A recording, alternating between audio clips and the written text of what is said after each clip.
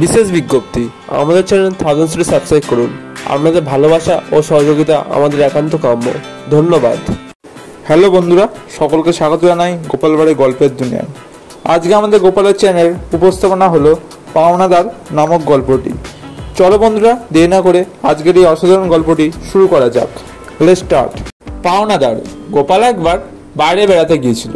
সেখানে গিয়েই অসুখে পড়ে গিয়ে বিভ্রাট। সেখানকার লোকজনেরা তখন তাকে একটি হাসপাতালে দিয়ে আসে।